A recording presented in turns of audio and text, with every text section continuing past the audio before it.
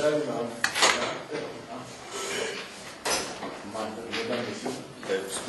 de la communication.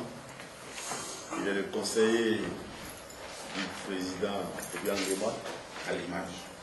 Conseiller à l'image. Ah ouais.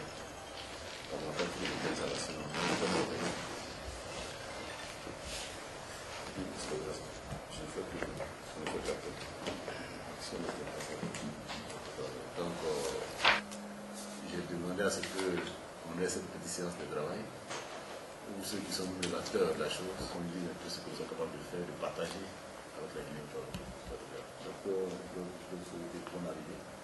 Merci. Bienvenue à la DER. Merci d'avoir accepté à cette heure tardive-là de venir communiquer avec nous, en nom de communication. Et merci à Mme Ba qui a facilité parce que c'est un séminaire que j'avais là où. Absolument, oui. Il est venu jusqu'ici avec moi, c'est la première M. Péni Agama, qui est le directeur de la région sud. C'est le département de l'appui aux filières de production végétale et animale. Il a fait 2 mois d'école, on a fait la politique ensemble. Il est le chef de la division, coordinateur de la division, coordinateur de la filière de production animale, des études et de la consultance.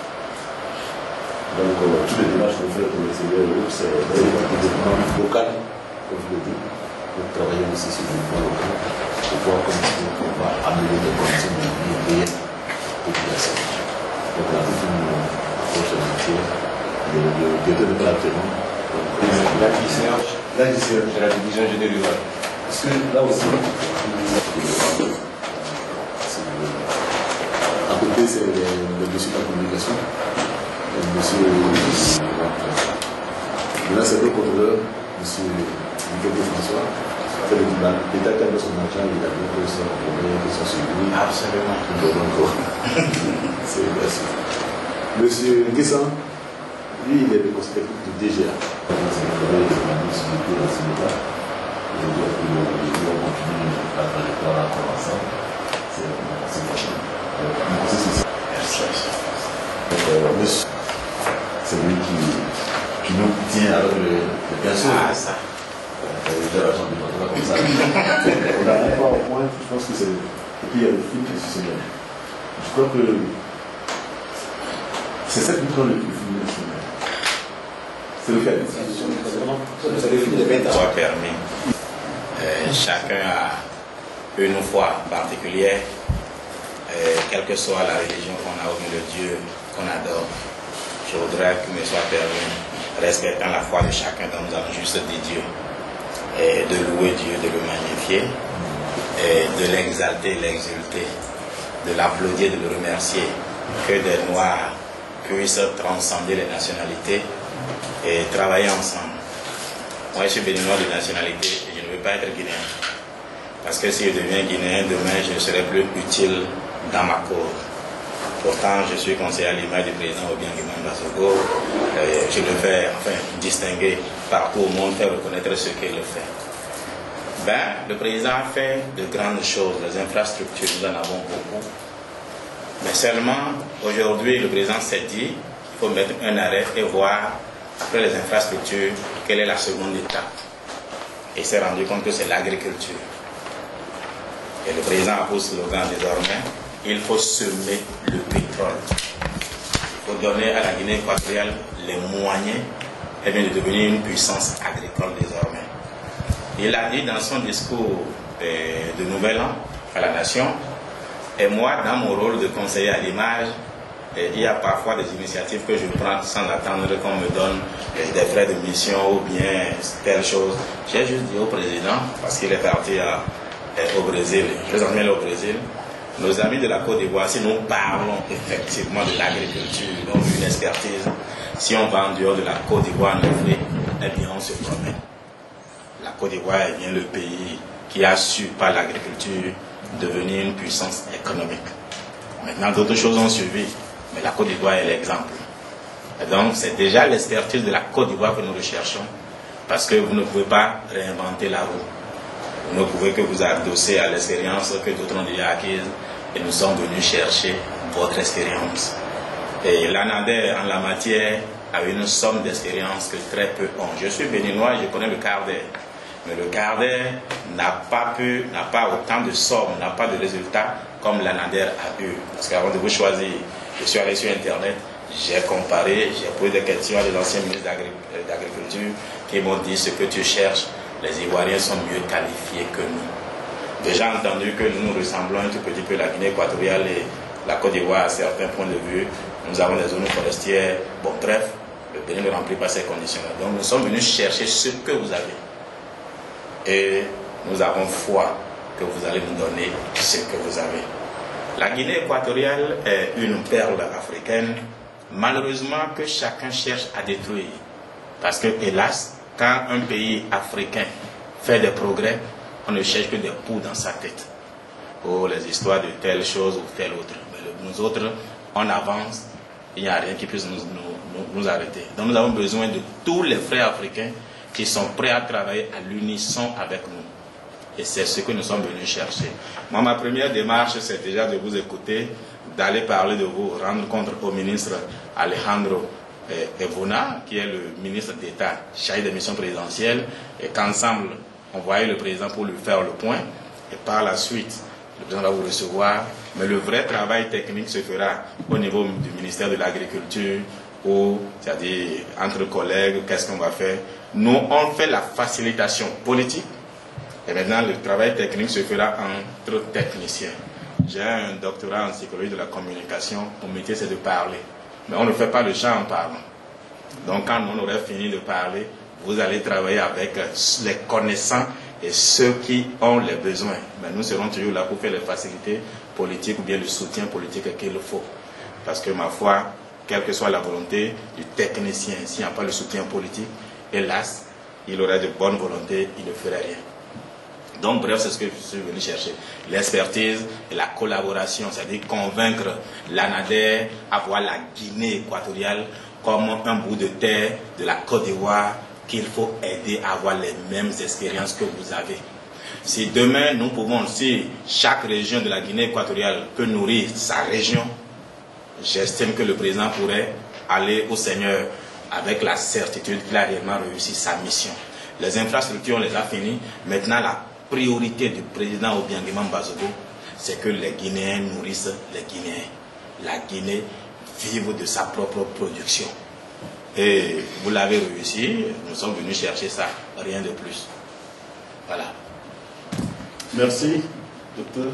Je crois que j'aimerais à ce qu'il puisse vous parler pour que vous compreniez, chacun perçoive comment dire, la portée du message. Moi, j'ai retenu une chose, semer le pétrole. Alors, quand j'avais demandé, mais les autres pays, quand ils utilisent le pétrole, on le dépense, ils peuvent l'ouvrir demain. Mais le président Zema a la volonté de partir du pétrole pour développer l'arme du 21e siècle qui est l'arme alimentaire, nourrir sa population. Je crois que ça va le protéger, ça va vraiment, et comme je dis, c'est bien. Si on arrive à... Ce qu'il n'a pas dit, c'est que la Guinée a des terres qui sont beaucoup plus riches que la Côte d'Ivoire. Avec ce que nous avons ici, je pense que les rendements là-bas, on peut les multiplier par 10. Et je pense que c'est un honneur pour nous, que nous soyons choisis pour contribuer, comme on le fera, à la production de l'agriculture guinéenne. Donc, docteur, on va vous présenter le film là, de nos 20 ans en 2013. Créée en septembre 1993 sous forme de société d'économie mixte de type particulier, l'Agence nationale d'appui au développement rural, ANADER, a vu son statut modifié en société anonyme en 1998, avec comme actionnaires l'État de Côte d'Ivoire, le secteur privé agricole, les producteurs et leurs organisations professionnelles. La mission de l'ANADER est de contribuer à l'amélioration des conditions de vie du monde rural par la professionnalisation des exploitants et des OPA en concevant et en mettant en œuvre des outils appropriés, des programmes adaptés pour assurer un développement durable et maîtrisé. L'une des missions régaliennes de l'État est d'assurer le conseil agricole à l'ensemble des producteurs Cela se matérialise sur le terrain à travers la mission de service public qu'il a confiée à l'ANADER. La mission du ministère s'inscrit dans celle du président de la République de faire notre pays un pays émergent à l'horizon 2020. Il s'agit pour nous de faire un peu le bilan du secteur agricole depuis les indépendances et nous sommes arrivés à la conclusion qu'il y a deux choses à faire essentiellement. D'abord un retour à l'investissement. Cette fois-ci, l'investissement devrait être porté par le secteur privé. Et ensuite, la deuxième chose, il s'agit des réformes en vue d'améliorer la gouvernance du secteur. Et c'est à ce niveau que nous attendons de l'ANADER qu'elle joue un rôle dans la gouvernance du secteur. L'ANADER sur le terrain encadre depuis 20 ans les producteurs, les éleveurs et leurs organisations. Cet encadrement a porté sur plusieurs aspects: la formation, la diffusion de nouvelles technologies en milieu paysan, la gestion des exploitations, la gestion des organisations, la maîtrise des itinéraires techniques. Avant l'arrivée de l'ANADER, on faisait nos activités, on n'était pas regroupés. Donc nos activités, les maraîchers aussi, les techniques culturelles, on ne connaissait rien de ça. Donc depuis que l'ANADER est venue nous encadrer, vraiment ça nous a apporté beaucoup de choses. Depuis que l'ANADER a arrivé à Boundari, vous voyez ce beau magasin que nous avons reçu, offert par la FAO et la BAC. Donc tout ça, c'est l'ANADER qui a monté ce projet pour nous. L'ANADER m'a appris à faire beaucoup de choses. L'élevage, je fais des oreilles, je fais des volailles, je fais de la viticulture, de la boutique. L'ANADER, je suis devenu en 96, j'ai suivi beaucoup de formations avec l'ANADER. Il m'a montré l'itinéraire de l'élevage, il m'a montré comment il faut soigner les animaux, comment il faut la gestion du troupeau. Il m'a montré comment faire la sélection. J'ai fait la solution au vide. Il m'a montré aussi comment il faut complémenter les animaux. Et il m'a montré comment il faut prendre l'exploitation de mon élevage. Par exemple, 2 ans, je peux vendre un animal à 2 ans, je connais déjà le prix. l'ANADER a épaulé et on a commencé à sensibiliser les producteurs de la zone de Gadiadi sur l'esprit coopératif. Et c'est dans ça que les producteurs du café cacao de la zone de Gadiadi ont compris la nécessité de se mettre en coopérative. Donc nos partenariats avec l'ANADER, je peux dire que ça a apporté beaucoup de fruits. Parce que l'ANADER s'est rendu dans les campements avec moi pour sensibiliser les paysans. Il y a une filière aussi d'une vieille dame, un agent de l'ANADER qu'on a imploré. C'est à cette dame que je dois dire un grand merci. Cette dame est venue nous former sur la replantation du cacao. Là, je vais vous dire ce qui se passe. Elle m'a dit, un bien de cacao là, il m'a dit, c'est 25 cabosses. Elle dit, il y a des cabosses de variété, cabosses sénérales. C'est des cabosses résistants aux maladies. C'est des cabosses qui produisent beaucoup. Je fais la demande à l'ANADER. On a une formation sur le piquetage. Nous avons conseillé de planter en ligne, 250, en ligne de plantation, 100 mètres, 100 mètres. Même année, je fais le cacao avec mon voisin. Lui, il fait la pratique paysanne. L'ANADER m'a appris comment il faut faire la taille.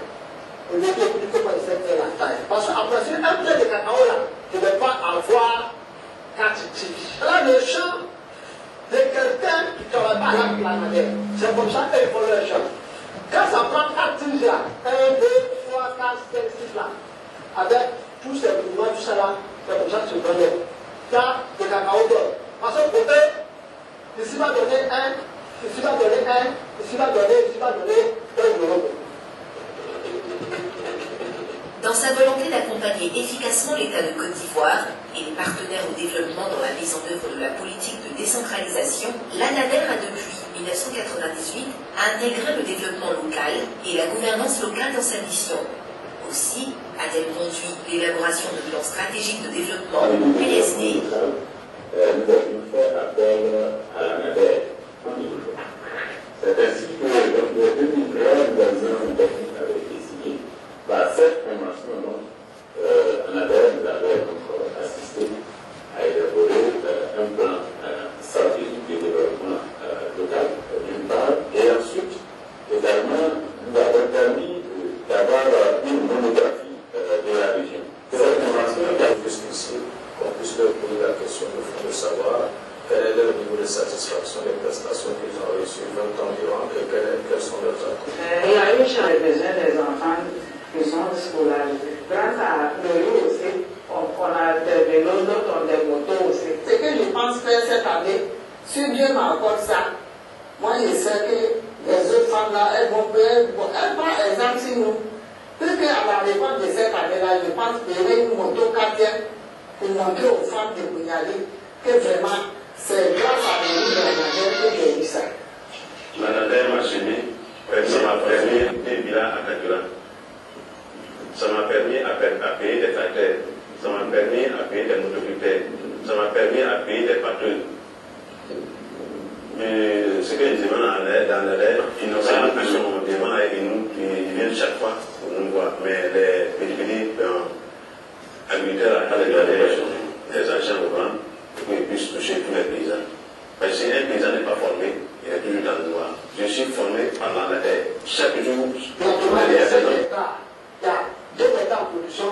Nous sommes les 3 hectares qui en 3e année qui commencent à être produits.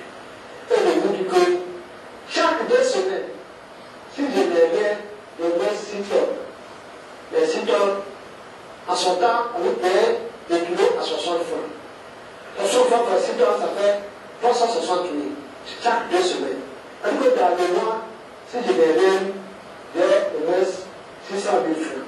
Et je réussis à faire ça pendant 5 mois. Vous me dites quelque chose. Comment je peux un planteur peut aller au Sénégal sans payer 5 francs? Moi, j'ai pris l'avion. Ceux qui travaillent à bien, beaucoup n'ont pas d'avion. Avec le cacao, les moyens sont allés aux États-Unis. Mais qu'est-ce qu'il y a dans le fait pour nous? Par contre, le projet AGER, je suis allé constant maintenant, faire maintenant au champ, sans l'aide de quelqu'un, qui nettoie mon champ de cacao comme je suis tout. Le programme m'a permis d'avoir les bénéfices qui me permettent aujourd'hui de continuer mon AGER, qui est le riz par contre que vous voyez. Ça développe, il faut un encadrement adapté. Nous avons une agriculture familiale, même si ça concerne les cultures de rente, comme le café et le cacao, ce sont des exploitations de petite taille. Il faut un encadrement adapté à ce type d'exploitation. Et nous allons maintenant donner la priorité aux cultures alimentaires sur les 3 aspects de l'université.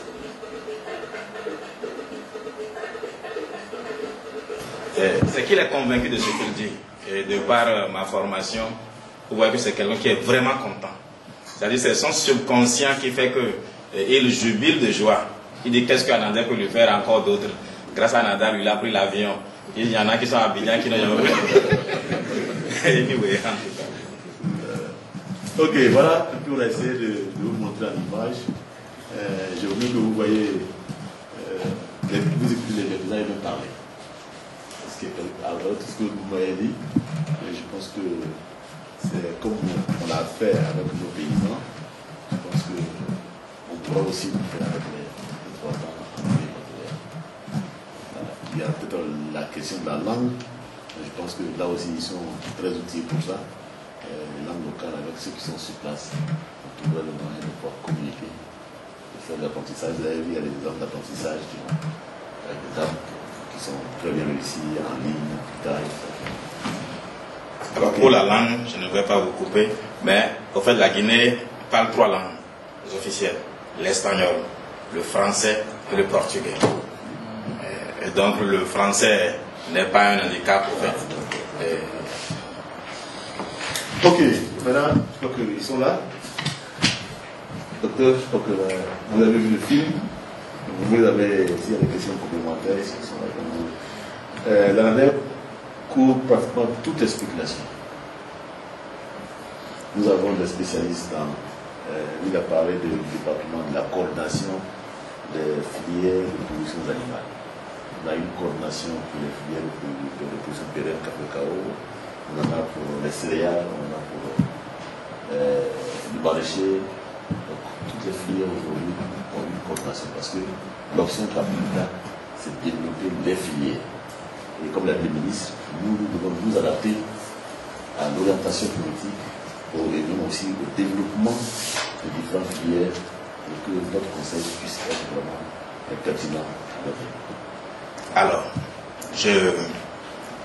Moi, je suis venu plutôt exposer un peu nos besoins et à vous, au vu de ce que nous avons dit, c'est-à-dire essayer d'échafauder un plan ou bien un programme, naturellement en parlant un peu aussi avec le ministre de l'Agriculture de la Guinée équatoriale pour savoir qu'est-ce qu'on peut faire ensemble. Mais toujours que vous avez dit à l'expertise.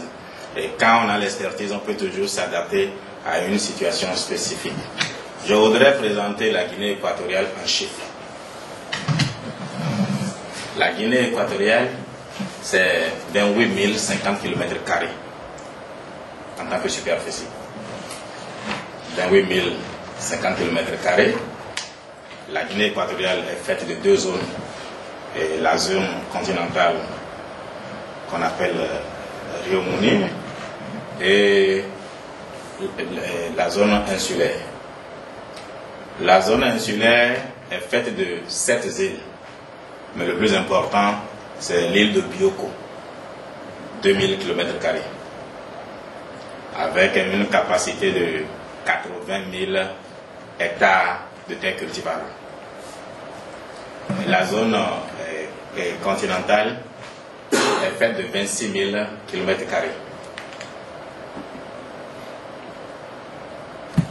Alors, la Guinée équatoriale a au total 850 000 terres cultivables, et selon les Nations Unies. Ben bon, nous on se dit, si on détruit un peu de forêt, on peut même encore élargir cela, mais aujourd'hui la tendance est à l'environnement, donc voilà, on nous concède 850 000 hectares de terres cultivables. Mais de cette terre-là, jusqu'en 2004, on utilisait 230 000 hectares environ. Aujourd'hui, le boom pétrolier a fait qu'on est descendu à presque moins de 130 000 hectares. La Guinée équatoriale est couverte de 58 à 58% de forêt. Donc 15 980 km², c'est de la forêt. De la forêt vierge, de la forêt primaire. Malheureusement, depuis un temps, la Guinée équatoriale vit de ce qui est produit hors de la Guinée équatoriale. Et ça, le président s'est dit, sa bataille désormais, c'est de faire en sorte que nous semions le pétrole. Et quand il dit semer le pétrole, il a dit au Ghana, il a même dit en Côte d'Ivoire, en 2010, il disait, si la Guinée équatoriale avait gardé sa capacité agricole, en plus du pétrole, ben, la Guinée équatoriale serait un pays émergent en moins de temps que ce que ça prend aujourd'hui. La Guinée équatoriale, comme la Côte d'Ivoire, s'est donné 2020 comme horizon pour être un pays émergent. Seulement le président constate ceci, et il a dit, quand la dernière fois, le 2 décembre, il a été fait professeur d'économie par l'université d'État d'Oural en Russie, il a dit exactement ceci. Ma seule préoccupation aujourd'hui, c'est que nous sommes déjà pratiquement à la porte de 2020. Nous avons fait les infrastructures de base, mais il y a d'autres choses qu'il faut ajouter pour pouvoir être émergent. Et on n'a plus du temps. Donc nous n'avons plus une seule seconde à perdre. Il faut que chaque Guinéen comprenne que chacun doit retrousser ses manches et travailler ensemble. Parce que, il disait, nous voulons industrialiser le pays. Mais si on veut industrialiser en partant de quoi? Et seulement les mines et pétrole, ça ne suffit pas. Il faut faire travailler nos populations, que nos populations, c'est-à-dire, soient dans le processus de développement industriel. Ça voudrait dire la production agricole crée les besoins de l'industrialisation. Et de ce point de vue, à la fin de l'année, dans son discours de fin de l'année, il a demandé à ce que les Guinéens se regroupent pour travailler ensemble. Et c'est de cela que vous parliez, quand vous parlez de coopérative, où les gens travaillent ensemble. Parce que quand on est ensemble, on a une synergie positive qui permet d'avoir plus de résultats que le résultat que chacun peut faire et qu'on pourrait ajouter. Donc, le président est en train de pousser à cela. Aujourd'hui, le président souhaite mettre, c'est-à-dire valoriser au moins 100 000 hectares. 100 000 hectares, et la Guinée a 7 régions. C'est-à-dire la pédologie permettra de voir par région quelles sont les terres qu'on va prendre. Ça n'a rien de politique. S'il y a une zone où les terres sont plus fertiles, peut-être qu'il y aura plus d'espace à cet effet. Mais 100 000 hectares qu'on va utiliser. D'abord, la priorité du président, il dit toujours le noir mange très peu de cacao et de chocolat. Donc, quand vous lui parlez de développer cacao, il dit oui, mais le chocolat n'est pas dans notre aliment de base. Donc mangeons d'abord, produisons d'abord ce que nous mangeons nous-mêmes tous les jours. Et quand on aurait fini de manger, on peut faire cacao, il n'est pas contre ça. Mais les cultures de rente, oui. Mais ce qui permet aux Guinéens de manger. C'est vrai, le président demain sera primé par rapport à la lutte contre la faim. Parce que même si on ne produit plus comme avant, le président fait en sorte que le pays soit toujours fourni en nourriture. Mais ça va durer combien de temps? Il faut maintenant que ce soit nos paysans qui profitent de ce que nous mangeons. Parce que là, la Guinée équatoriale enrichit, cher bien comme les autres pays qui sont autour. Mais malheureusement, le paysan qui est au village, s'il doit manger ce que son collègue qui est de l'autre côté produit, bon, il n'est pas productif pour le pays. Donc l'objectif du président, c'est que chaque Guinéen participe au développement du pays à son niveau de possibilité. Il y en a qui n'ont pas fait les grandes études en quoi ils peuvent être utiles dans l'agriculture. Nous avons ainsi besoin, au lieu d'importer du poulet cadavre comme je les appelle, parce que c'est des poulets restés frigorifiés durant 6 mois, 7 mois, ça n'a même plus de goût. On peut produire du poulet en Guinée équatoriale. Au lieu qu'on ait des ruptures d'œufs parce qu'on n'a pas pu importer, on peut produire des œufs. On peut faire de la pisciculture dans le pays. On peut faire la tomate, le jardinage, le maïs, le manioc, parce que notre alimentation de base, c'est plantain, manioc, igname, riz. Bon, enfin, riz, ça n'existe presque pas, alors qu'aujourd'hui, ça n'existe plus. Alors que nous avons une capacité de 30 000 hectares de terre irrigable pour du riz, comme capacité en Guinée équatoriale. Bref, la plus grande richesse de la Guinée équatoriale, c'est la volonté politique du président Obiangema Bazogo qui veut que le pays redevienne une terre agricole. Et je sais que mon président est déterminé. Quand il veut de quelque chose, il s'en donne les moyens. En 10 ans, nous avons pu rattraper les autres sur le plan infrastructurel et on a dépassé beaucoup de pays à cause de sa détermination. Aujourd'hui, on peut déterminer, mais si on n'a pas le savoir-faire, on ne peut pas atteindre les résultats qu'on veut. Vous avez le savoir-faire, nous on a la détermination. Si on se met ensemble, si vous vous estimez guinéen, c'est-à-dire africain, ben on va faire le panafricanisme ensemble, la Côte d'Ivoire et la Guinée équatoriale. Déjà au niveau des techniciens, avant que les politiques ne se voient, ne savent le champagne, que les techniciens et les populations travaillent ensemble, c'est le but ultime du président. C'est ce que réellement nous voulons. Donc ici, ce à quoi l'ANADER va travailler avec nous, c'est d'abord la base, c'est l'objectif de 100 000 hectares à valoriser.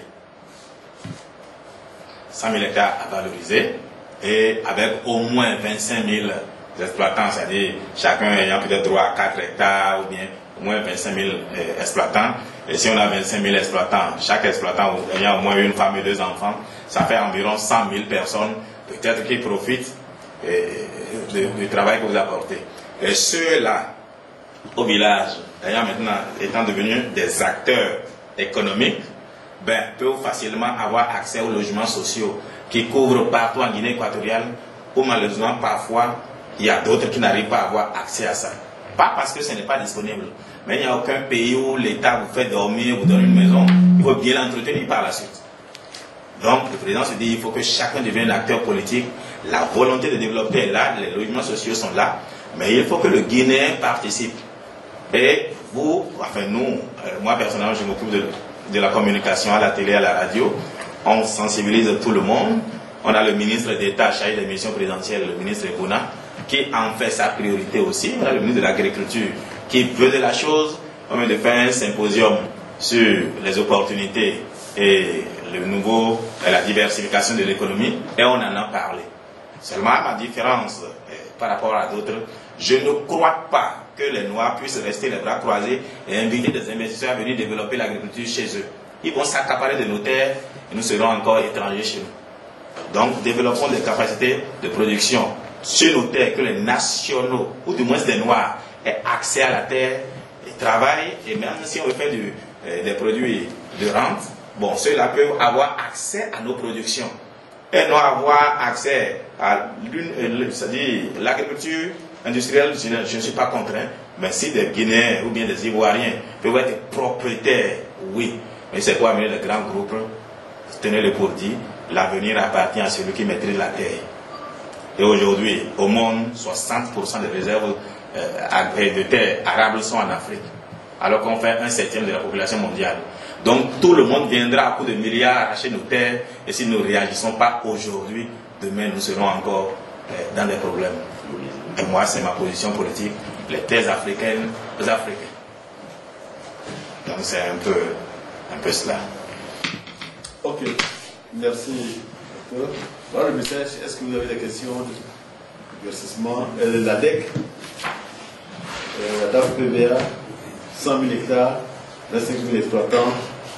Bon. Comme disait l'autre, yes we can. Voilà. Oui, docteur, moi. Merci. Juste une question. Il y a beaucoup de choses qui ont été faites au point de vue infrastructurel. Oui. Dans le domaine de la formation agricole, quelle est la situation? J'avoue que nous avons formé beaucoup d'ingénieurs agricoles, de techniciens agricoles. L'université de Guinée équatoriale, dont le recteur est un ami, travaille beaucoup à ça. Mais vous souffrirez que je dise que ce n'est pas toujours parce que quelqu'un est formé ingénieur agricole que malheureusement il veut s'intéresser à l'agriculture. Et c'est de ce point de vue que nous nous rendons compte, nous autres, que c'est ceux-là même qu'on a formés pour être au champ qui se sont, ma foi, mieux dans les bureaux.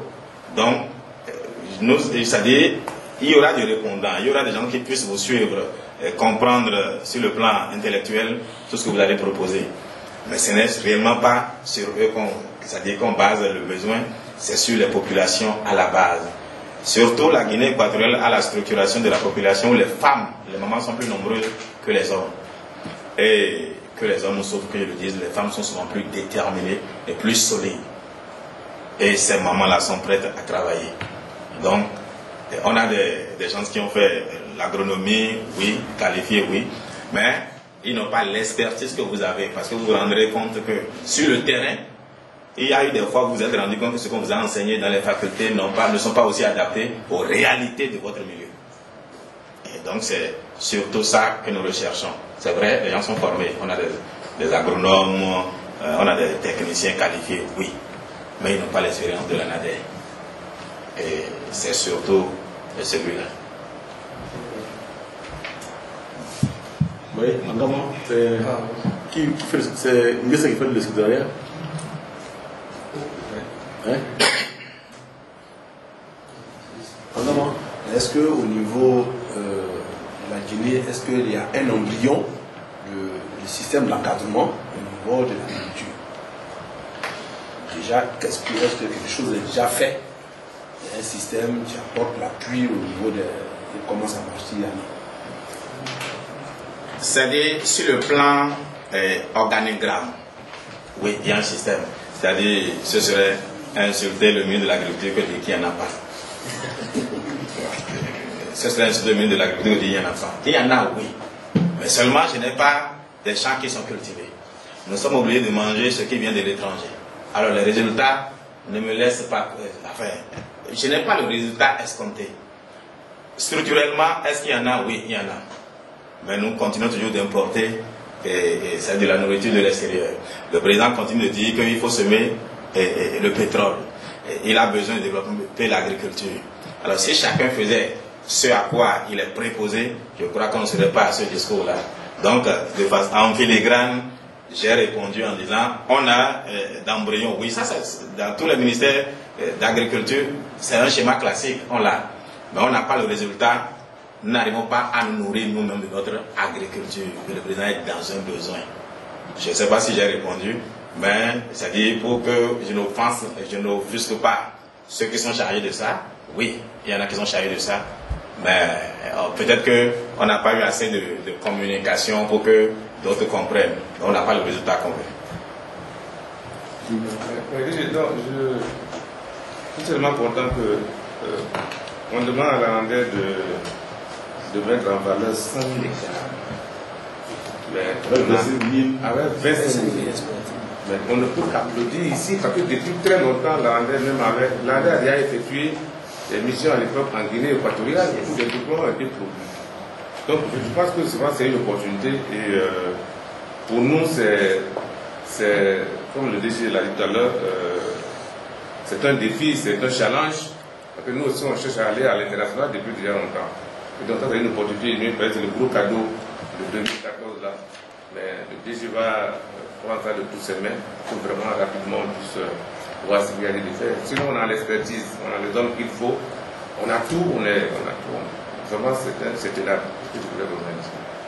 Voilà. Circonscription administrative de la Guinée équatoriale, comment le pays est organisé, de telle sorte que, parce que ici à Côte d'Ivoire nous avons l'administration décentralisée et l'administration déconcentrée. En fait, les préfets, c'est la déconcentration et les maires et présidents du conseil régionaux, ça c'est l'administration décentralisée.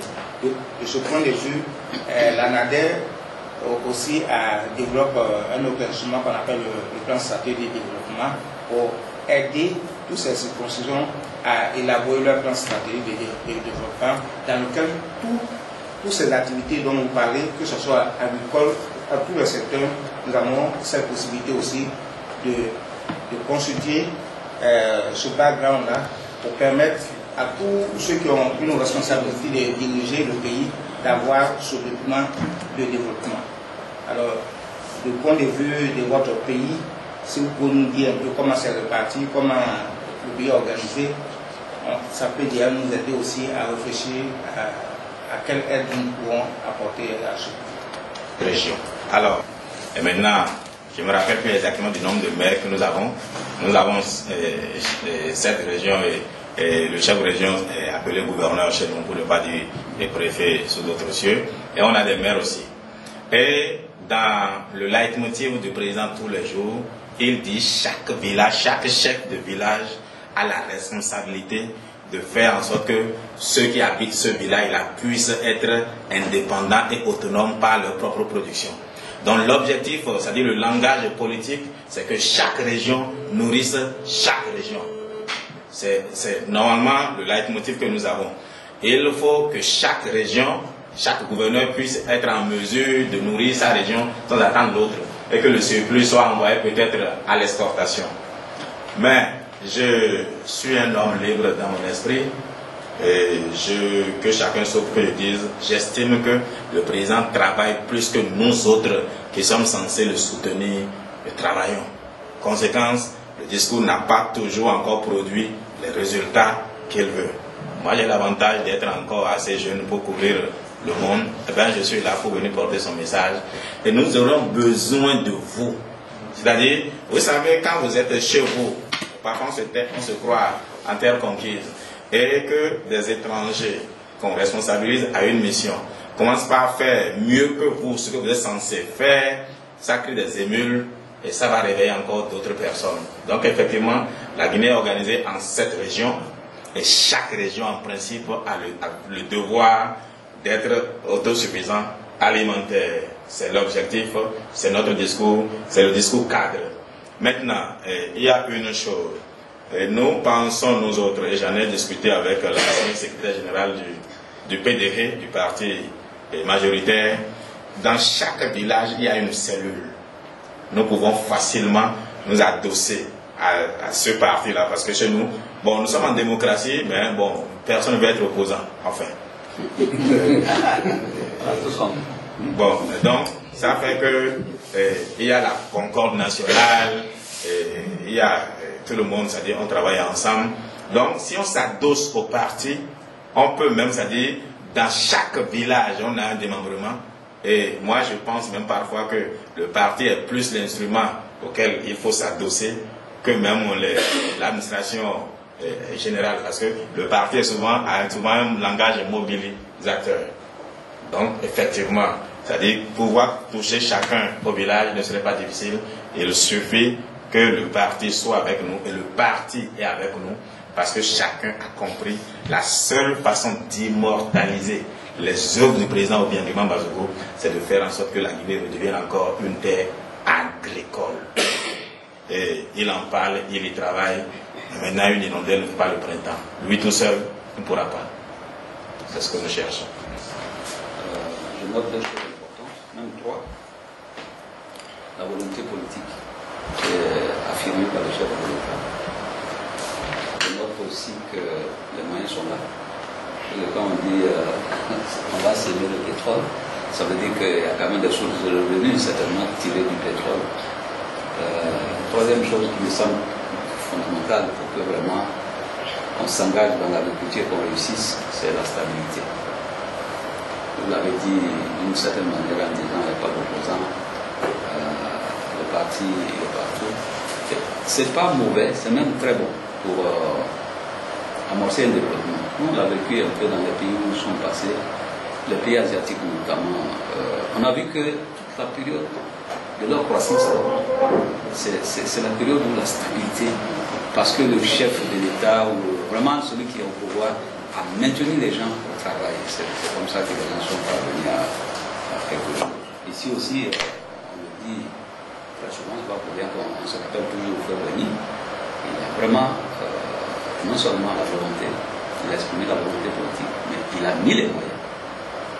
Nous nous souvenons tous au temps de la SACMASI, la SODEPRA, des structures vraiment de développement sectoriel qu'il avait mis en place avec des moyens conséquents. Et c'est ce qui a fait qu'aujourd'hui, la Côte d'Ivoire, vraiment, si vous demandez que les gens produisent, à la minute, les gens vous produisent. Tellement les gens sont habitués à produire. Au contraire, ils sont en train de chercher qu'est-ce qui a un marché porteur pour qu'ici, là, on se tourne. Nous-mêmes, en tant que vulgarisateur, on est obligé de faire un peu la part des choix, disons, quand même, on ne va pas embrasser toutes les spéculations. Donc vraiment, c'est un atout assez important. Je pense que le reste, on peut construire ça à partir d'un noyau qui existe. Là, tout à l'heure, on a parlé de formation. Il y a quand même des cadres qui sont dans le village, dans le pays. S'ils ont la volonté vraiment de suivre un peu le président de la République, avec un peu d'expérience extérieure, je crois qu'on peut booster l'agriculture sans problème. Nous ici, nous sommes partants. Je pense que l'expérience de l'Anadès est une expérience unique au monde, en tout cas dans nos pays africains. Une structure étatique qui a su se positionner dans j'allais dire, une espèce de position de partenaire privé, qui nous donne cette latitude-là, non seulement de travailler pour le compte de l'État, en Côte d'Ivoire, mais on peut travailler pour un autre État à l'extérieur. On peut travailler avec des privés. On peut contractualiser avec des partenaires locaux dans notre pays, comme personne ne dira non, vous ne pouvez pas y aller. On est allé au Japon, on est en train de tisser des relations et tout ça dans ce sens. Donc je crois que vous avez frappé à la bonne porte. La question que je vais poser, c'est comment on va pouvoir y arriver? Quelles sont les démarches pour qu'on puisse pénétrer ce marché de la Guinée équatoriale? Nous sommes prêts à effectuer une mission de prospection parce qu'un pays, il faut y développer un certain nombre de stratégies, il faut faire un minimum de connaissances avec ce pays. Donc il y a une mission prospective qui est absolument indispensable. Mais quelle est la porte d'entrée? Comment on s'y prend? Je crois que c'est là-dessus que peut-être vous pouvez nous éclairer. De sciences politiques, parce que beaucoup ne comprennent pas qu'effectivement, rester, enfin, quand je regarde dans beaucoup de pays où on dit le mandat doit être 2 mandats, et c'est comme c'était l'évangile, il ne fallait pas changer, mais en 5 ans ou bien en 10 ans, vous ne pouvez pas réellement réaliser un développement. Et quand beaucoup s'étonnent de ce qui est arrivé en Guinée équatoriale comme développement, mais je dis c'est la longévité politique du président qui l'a permis. Il est resté, il a eu des besoins où il n'y avait pas les moyens pour les faire, c'est comme une grossesse qui ne grandissait pas. Et mais quand ça a trouvé de l'eau fertile, ben, ça a grandi. Alors quand de 79 à un moment donné, on n'avait pas de ressources, mais il avait la volonté de développer. Mais quand les moyens sont venus, il n'a plus beaucoup de temps, on fait symposium, on fait colloque, ça coulait de source. Je dis, j'appelle moi le président ou bien un bâtisseur. parce qu'il n'y a pas trop de on réfléchit, qu'est-ce qu'on va faire. Il a tout presque dans la tête. Pourquoi? Parce qu'il est resté longtemps, il sait ce qu'il faut faire. D'ailleurs, la Corée du Sud a eu son développement grâce à la longévité du premier président. Et nous avons besoin de la même chose. Ceux qui viennent nous imposer qu'il faut forcément 10 ans, il faut ceci, ne nous aimons pas, parce qu'on n'a pas encore atteint un niveau qui permette. Bon, quand vous prenez le pouvoir, vous avez besoin de 2 ans pour écrire vos programmes. 2 ans, encore un an peut-être pour trouver l'argent. Ben, vous avez 5 ans, c'est fini. Alors, je ne défends pas ceux qui modifient la Constitution, mais enfin, il faut se dire que nos problèmes sont à la base des types de mandats qu'on se donne. Donc, je vous remercie de ça. Maintenant, l'autre chose, puisque c'est nous qui sommes venus vers vous, moi, sans me flatter, vous pourrez me voir ici, ça, c'est le président au Bénin, et c'est moi qui suis en filigrane là. Alors, je suis béninois. Ça, c'est le président qui a fait Dr Honoris Causa, et c'est moi qui suis là, à la cérémonie. Bref, devant tout le gouvernement, bon, elle me connaît assez, et ça, c'est encore une affaire. Dr Honoris Causa, c'est moi qui suis là. Là, c'est moi qui suis parti en Russie présenter la Guinée équatoriale et les opportunités qu'offre la Guinée équatoriale aux Russes, où j'ai eu l'insigne honneur de rencontrer tout ce qui est important pour la Guinée équatoriale en Russie. Ce magazine a été publié aux États-Unis avec mailing à la Maison Blanche et à tout ce qui est important aux États-Unis. Parce que c'est aux Nations Unies que 5 personnes décident de votre sort. Eh bien, ceux qui vous protègent d'un pays démocratique, mais qui peut avoir des tendances impérialistes, c'est l'opinion publique de ceux-là. Donc il faut qu'ils sachent ce que mon président a fait, et nous en parlons largement ici. Alors, c'est dire, tout ce que moi je serai devant, d'ailleurs, le ministre d'État chargé des missions présidentielles sait que je suis là. Quand j'étais aujourd'hui en réunion avec un autre, je l'ai appelé, il m'a dit, me prouver. Occupe-toi de ça et amène-moi une fiche. Donc quand je vais rentrer, je lui fais la fiche. D'abord, je fais passer ce que nous sommes de faire ici à la télévision pour que le peuple sache les démarches que le président a demandé qu'on entreprenne.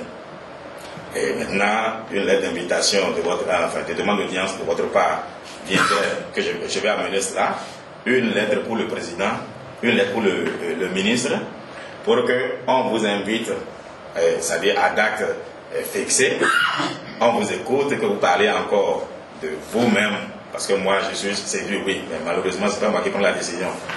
Qu'on vous écoute et qu'on voit ensemble ce qu'on va faire. Mais la volonté est là, le besoin est là, et ce serait à vous de dire, avec la Guinée équatoriale, nous pouvons faire telle chose, telle chose, telle chose, après justement que votre mission d'évaluation soit entrée dans le pays est vue. J'ai seulement une question, je voudrais savoir pourquoi, c'est-à-dire qu'est-ce qui s'est passé à l'autre mission justement avec la Guinée équatoriale, parce que je sais qu'au temps du président Gbagbo, mon président a fait la démarche effectivement vers la Côte d'Ivoire pour l'aider à développer, enfin la même démarche que moi je fais aujourd'hui avait déjà eu lieu au temps du président Gbagbo. On n'a pas compris pourquoi ça n'a pas pris. Il y a un de nos frères qui a mentionné ça ici, je suis curieux de savoir. Si ce n'est pas un secret défense, tu pourras en parler. Si c'est un secret défense. Non, je pense que on va laisser. Je vais dire un mot, mais je pense que nous-mêmes, on n'a pas fait un suivi. Ok, d'accord. On n'a pas pu faire un suivi parce que nous étions rentrés dans une période de crise. Il y a eu un blocage. Il y a eu un blocage parce que la démarche n'a pas été celle qui est en cours actuellement. Et il n'y a pas eu un passionné. Il n'y a pas eu un passionné qui a suivi. Et quand il a s'agit de mettre en œuvre la caution de 162 millions de francs CFA, notre partenaire demandait à ce qu'on prenne la caution dans une banque commerciale. Or, nous avons notre compte au Trésor. Et ils ont expliqué, et moi je l'ai compris, que les États sont les États. Oui. On peut nous donner un chèque de 162 millions, c'est une microdie qui est là, mais dans une transaction internationale commerciale, vraiment c'est difficile. Donc je pense que c'est là qu'il y a eu le blocage, et comme on était en pleine crise, on n'a pas pu concrétiser la caution, et le dossier est resté mort. Ok, parce que Maintenant que on a des objectifs qui sont très précis, il y a 100 000 hectares qu'il faut développer, avec 25 000 exploitants qui ont derrière eux 3 à 4 personnes, et ensuite l'effet tache d'huile, tout le monde connaît ça ici.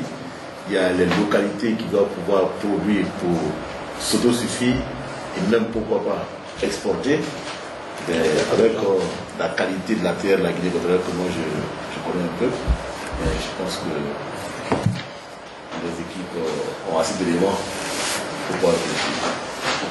Voilà, je pense que le docteur a d'autres rendez-vous. C'est intéressant de discuter. Je pense que nous avons là assez d'éléments. En votre nom, je vais le remercier. Je dis que demain après-midi, on vient envoyer les 2 courriers de demande d'audience, et pour le président et pour le ministre d'État, j'ai des missions présidentielles. Ah, le ministre d'État, pas le ministre de l'Agriculture. Okay. Oui, non, pas le ministre de l'Agriculture. C'est le ministre d'État qui va l'envoyer au ministre de l'Agriculture. Bon, oui, je vais vous copier ça, si vous voulez. C'est lui, ça. Le voilà. C'est Alejandro Evuna. Non, des missions présidentielles. Bon, c'est la même chose, mais je vais utiliser la terminologie des missions présidentielles.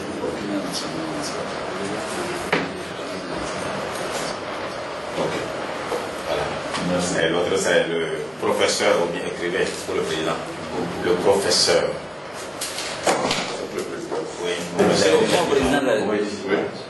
C'est vrai, parce que moi je rappelle, non? Oui, je sais, mais. On a discuté avec le contexte, que l'environnement, c'est comment on va faire les choses. Et moi j'ai posé la même question, il m'a dit comment il faut procéder. Donc on procédera comme ça. Il faut les 2 lettres. Voilà.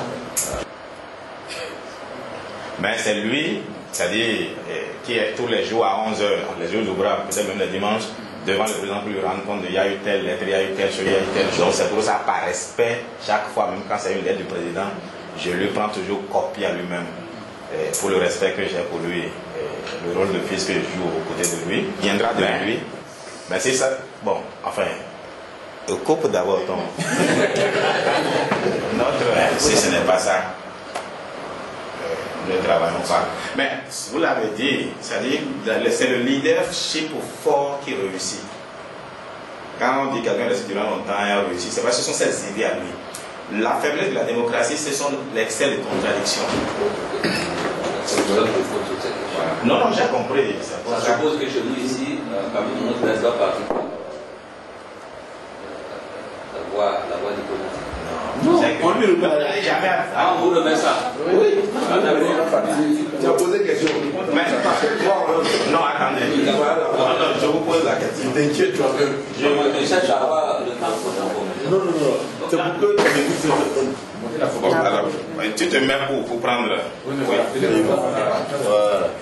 Ça, c'est des Africains. Alors, tu as pris des images?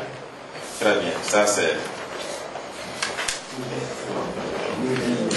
le président avec ça c'est le président au Bénin, ça c'est le président au Bénin à l'université ou bien du Mambazo qui porte son nom, ça c'est le président avec Lula, l'ancien président du Brésil, ça c'est le président avec l'ancien premier ministre d'Espagne, ça c'est le président avec le recteur de l'université d'économie d'Oural en Russie, l'université qu'il a fait professeur d'économie pour ses réalisations par rapport aux infrastructures, pas encore l'agriculture. Et ça, c'est encore nous, avec moi à côté, c'est moi qui suis l'initiateur de ce programme-là. Et ça, c'est le ministre Alejandro Evuna, ministre d'État chargé des missions présidentielles. Et là, voilà, ça c'est le ministre des Affaires étrangères, ça c'est le ministre de la Défense, ça c'est la vice-recteur de l'université de Malabo. Ça, c'est le deuxième premier ministre chargé de l'éducation, ancien secrétaire général du parti. Et ça, c'est le président qui a fait Dr Maurice Koza par l'université polytechnique du Bénin. Ça, c'est moi-même. Ça, c'est moi qui l'ai salué à Sikopo quand il venait pour sa cérémonie. Et c'est moi qui ai fait le même exercice que je fais ici en Russie, à Oural, pour convaincre les Russes devant le conseil académique de l'université pour dire pourquoi il doit être fait professeur d'économie. Et j'ai réussi à avoir l'adhésion des Russes qui, au vu des infrastructures, pas de l'agriculture, l'ont fait professeur d'économie. Nous, j'espère qu'avec votre participation, bientôt, on le fera docteur, agronome, pourquoi pas. Oui, honoris causa, pour avoir changé le destin du pays. Voilà. Merci beaucoup. Bon. Je pense que le président a une vision. Merci. Une vision à long terme. Merci.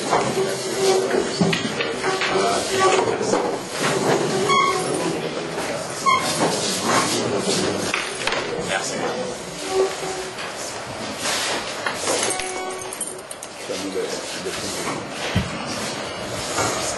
Ben, camarade, salut-moi. Il faut qu'on voie surtout que tu étais là. Là, ça va te faciliter le visa. Merci. Je voudrais vous remettre un petit souvenir de l'année. À nos 20 ans, puisque vous arrivez et qu'on est encore à la fièvre de nos 20 ans, on vous offre ce package. Merci. Un de clients où vous avez pratiquement toute l'édition de l'année. Oui. Avec une casquette. Oui. 20 ans. Et un support pour la D'accord. Merci beaucoup. Merci, mais je ne veux pas être gourmand, mais j'aurais été. Je suis très heureux déjà de savoir d'être honoré. Mais si je n'ai qu'un seul, je serai obligé de faire ça à mon ministre. Alors, il va vous donner 2 autres. Voilà. Sinon, on va dire, mais comment? Puis la télévision prend. Mais il n'a pensé qu'à lui seul. En tout cas, merci. Merci sincèrement.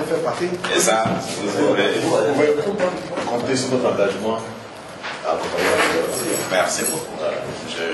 Le président aura votre courrier tel que je suis rentré. Voilà. Demain, on sera prêt. On va vous le faire. D'accord. Je rentre en Guinée après le 2 mars, parce que quand je quitte ici, j'arrive à Cotonou. Je dois prendre mon visa russe à Cotonou avant de continuer sur la Guinée équatoriale. Et comme le président est en mission au Brésil présentement, il ne vient pas avant le 2, donc ça ne sert à rien d'aller rester à Malabo à l'attendre. Donc, dès que je rentre à Malabo, je rencontre Aki de Troyes et voilà, on va voir, coordonner avec vous quand est-ce qu'on vous invite. Et j'irai quand même faire l'amitié à la nouvelle ambassadrice qui est officiellement maintenant installée. Lui dire, bon, pendant que vous déposez votre lettre de créance, vous aviez aussi parlé d'Anader, qui n'a pas eu d'effet. Ben, je me suis permis d'aller, moi, donner corps à vos suggestions. J'ai fait de réunion avec eux pour qu'elles sachent déjà, bon, voilà, que les choses sont. Parce qu'elle a parlé de vous, au moment où déposé sa lettre de créance au président, bon, c'est qu'on peut faire ensemble. Mais je sais que ça c'était un langage politique pour avoir quelque chose à dire ce jour-là. Maintenant, on se connaît dans notre métier. Merci beaucoup. Merci.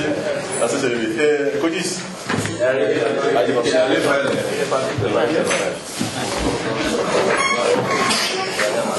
Est-ce que les choses, on peut faire un message? Pas 2 jours. Ah, ouais, tu vois,